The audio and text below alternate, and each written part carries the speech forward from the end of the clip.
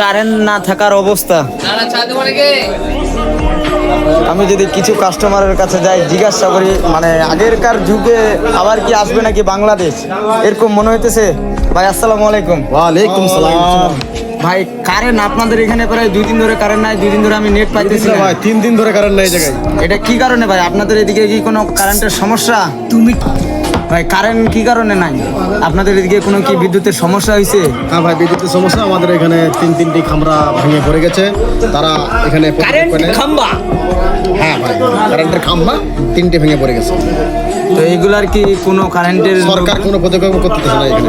এখানে কেউ কারেন্টের কি কোনো আসে নাই? কেউ আসে নাই ভাই, কেউ আসে নাই। এটা কি আপনাদের পাড়াপড়শি গ্রামের লোকজন কি জানাইছে কারেন্টের? জানাচ্ছে ভাই, ওরা মাথায় লেয় না কোনো কথা। भाई साहब ये 5 नंबर वार्ड है और 9 नंबर वार्ड, यहाँ पे बहुत सारा इंसान তো है। গাইস, ভর্নিয়া বাজারের এই অবস্থা, মানে বাংলাদেশ আগেরকার রূপে মনে হয় যাবে। এই দেখেন যে একটা হোটেলে, এই হোটেলে হচ্ছে মোমবাতি, যেটাকে বলে মোমবাতি, মানে আগেরকার মানুষ তো মোমবাতি ইউজ করতেছিল, এখন দেখা গেছে মোমবাতি চালাইতেছে। তো আপনারা যদি একটু লক্ষ্য করেন, তো আমি দোকানদারের মানে দোকানের মালিকের কাছে কিছু বলি, মামা আপনাদের এখানে কারেন্ট নাই, এই যে বলছে যে আমি কিছু দর্শকের কাছে জিজ্ঞালাম 3টা খাম্বা বলে পড়ছে আপনাদের।